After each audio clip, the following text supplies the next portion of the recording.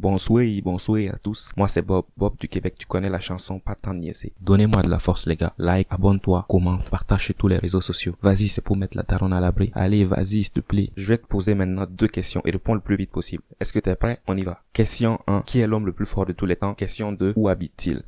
5, 4, 3, 2, 1, 0. Son nom de baptême c'est Cyprien. Je répète bien, Cyprien. Le gars s'appelle Cyprien. Comme Cyprien, le youtubeur qui fait des podcasts et qui maintenant a des millions d'abonnés. Comme le Cyprien qui pèse dans YouTube Game et qui brasse de la YouTube Money comme disent les jeunes. Cyprien Noé Cyr, encore appelé Louis Cyr, ou l'homme le plus fort de tous les temps, habite ma ville. Louis Cyr, l'homme le plus fort de tous les temps, habite ma ville, Montréal. Montréal au Québec. Montréal avec la neige et les igloos et les caribous et les esquimaux et la poutine. Montréal, Québec, Canada. Pas le temps niaiser esti. Baptisé à sa naissance, Cyprien Noé Cyr, mais connu sous le nom de Louis Cyr, est considéré comme l'homme le plus fort de tous les temps. L'homme le plus fort de tous les temps est québécois. Est-ce que tu pourrais imaginer ça? Est-ce que ça c'est pas génial mes amis? L'homme le plus fort de tous les temps est québécois les gars. On a gagné.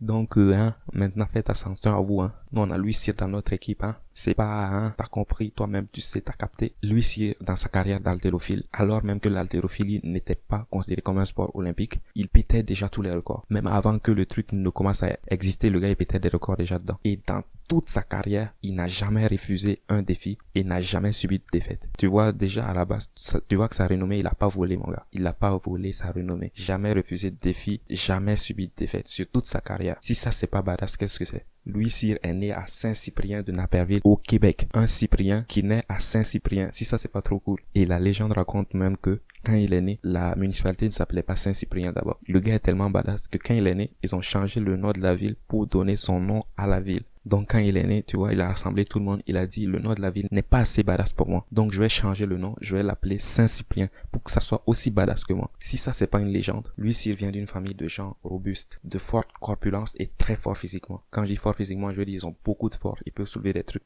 très lourds, ils sont très grands, des choses comme ça. Le truc est qu'il faut savoir qu'avant, les gens très grands gros se démarquaient beaucoup et la famille de lui était dans cette catégorie. Quand je dis lui, c'est Louis Cyr, c'est pas lui.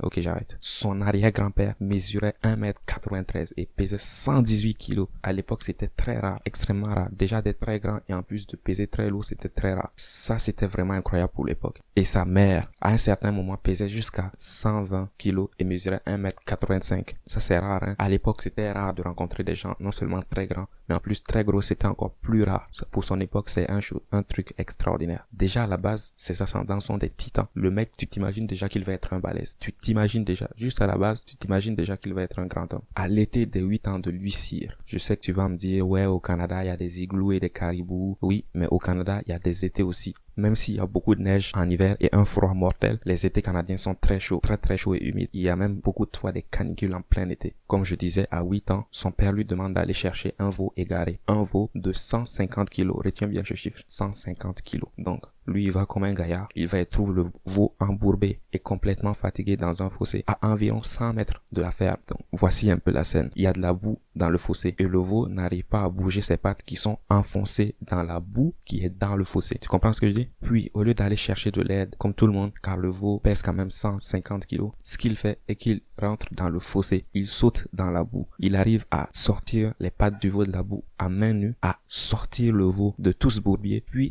à sortir le veau de la fosse. Non seulement le gars a pu sortir le veau du bourbier, et en plus, il a pu le tirer de la fosse. Est-ce que tu imagines ça un peu? Un gamin de 8 ans qui tire un veau de 150 kilos d'une fosse. Et là, non, c'est pas fini. Après avoir sorti le veau de la fosse, comme j'ai dit, le veau était très fatigué. Il va mettre le veau sur ses épaules, sur son dos. Il va soulever les 150 kilos du veau, les mettre sur son dos, puis ramener le veau jusqu'à la ferme. Il va parcourir 100 mètres avec 150 kilos sur le dos à 8 ans, le gamin. Dès le début, tu te dis, c'est bon, là. À 8 ans, le gars, il soulève 150 kilos, mais dans quel monde on vit? Comme quand il a fini d'amener le veau, même sa mère et son père n'y croyaient pas. Ils étaient là, bouche bée, à le regarder. Ils disent, c'est bien toi qui as amené ce veau-là, et tu l'as bien soulevé, pour le mettre sur tes épaules. Il dit, oui, j'ai fait tout ça. Ses parents étaient complètement impressionnés. Ils étaient sur le cul. Puis, à 12 ans, étant donné sa force, on le fait travailler dans un camp de bûcherons. Le gars à 12 ans, il avait déjà suffisamment de force pour travailler chez les bûcherons, transporter les bûches de bois et tout cela. C'est un travail très physique. À 12 ans déjà, le gars est un viking. Il met tous ses collègues par terre, sur le cul complètement, parce que personne ne s'attend à ce qu'un enfant ait autant de force. Avec toutes ses prouesses,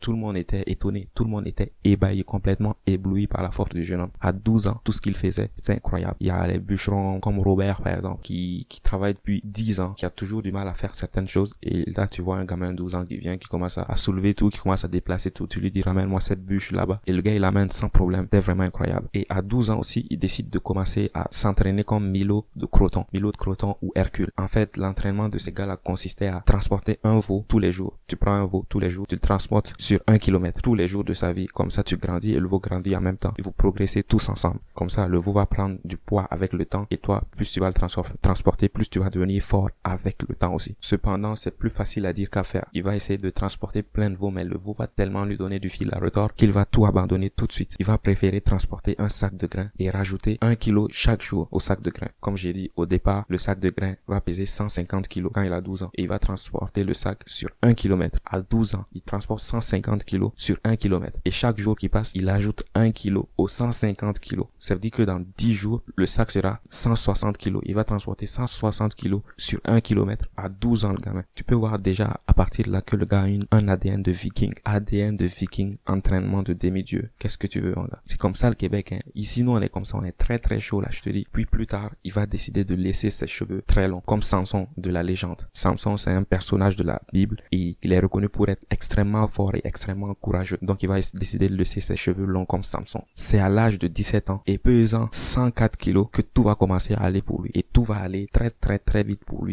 Comme je disais, à 17 ans et pesant 104 kilos, qu'il va commencer sa carrière d'homme fort et sa carrière d'haltérophile grâce à un événement qui va lui faire beaucoup de pub. En effet, un jour, un voisin de l'huissier, un fermier, qui ramenait sa charrette complètement remplie à rabord. Et il y avait la boue, puisqu'on était en hiver. Il y avait de la boue partout. Et le fermier revenait avec ça, son chariot complètement plein.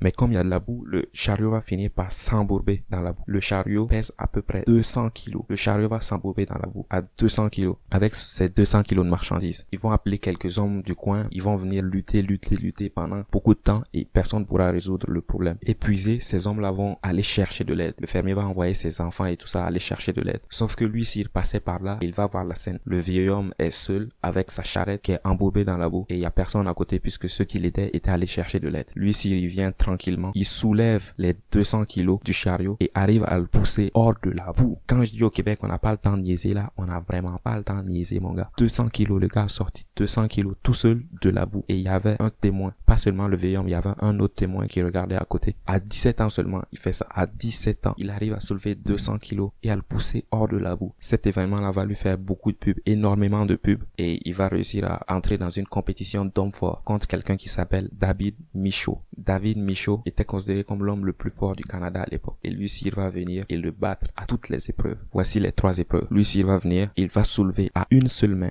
avec un seul bras, 100 kilos au-dessus de la tête. Il va le prendre du sol, il va le soulever au-dessus de sa tête avec une seule main, 100 kilos. La deuxième épreuve est qu'il va soulever un rocher de granit de 220 kilogrammes. Je dis bien 220 kilogrammes. Il va le soulever du sol et mettre sur ses épaules un rocher de granit. Et il va aussi réussir à tenir 1075 kilogrammes sur son dos. 1075 kilogrammes. C'est comme si on avait mis une voiture sur son dos. Et le gars, il était tranquille, il fumait sa pipe tranquillement. C'est en réussissant toutes ces épreuves, en battant David Michaud dans toutes ces épreuves, qu'il va devenir l'homme le plus fort du Canada. À 17 ans. Est-ce que tu imagines ça? À 17 ans, c'est le gars le plus balèze du Canada. Le plus balèze. À 17. Et c'est en déménageant à Lowell, une ville du Massachusetts aux États-Unis, en 1878, qu'il change son prénom. Son prénom passe de Cyprien Noé à Louis Cyr. Il a fait ça pour que son nom soit prononçable facilement par les Anglais. À 18 ans, il va à Boston, une ville du Massachusetts, et là, il participe à un concours où il soulève un cheval de terre. Un cheval tout entier, il le soulève de terre. Quand je dis il a soulevé le cheval de terre, ça veut dire qu'après avoir soulevé le cheval, il n'y avait plus aucune patte du cheval qui touchait le sol. Il l'a vraiment soulevé. Et devinez combien pesait le cheval. Le cheval pesait 680 kilos. Je dis bien 680 kilos. Le gars a soulevé un cheval de 680 kilos complètement du sol. C'est comme s'il soulevait une petite voiture comme ça. Mais à part soulever des trucs, lui, Cyr aussi, il a eu des travaux. Il a travaillé en tant que policier à Montréal. Il va aussi se marier et avoir un enfant. Comme on dit, quand tu soulèves plein de choses, ben, il a soulevé des chevaux, des rochers, des chariots, tous ces trucs-là. Ben, il faut aussi qu'il soulève des darons, hein, c'est tout à fait normal. Moi, c'est Bob du Québec. On se voit à un autre épisode. Oublie pas, chez nous au Québec, on n'a pas le temps de niaiser. baiser. Donnez-moi de la force, les gars. Like, abonne-toi, commente, partage sur tous les réseaux sociaux. Vas-y, c'est pour mettre la daronne à l'abri. Allez, vas-y, s'il te plaît.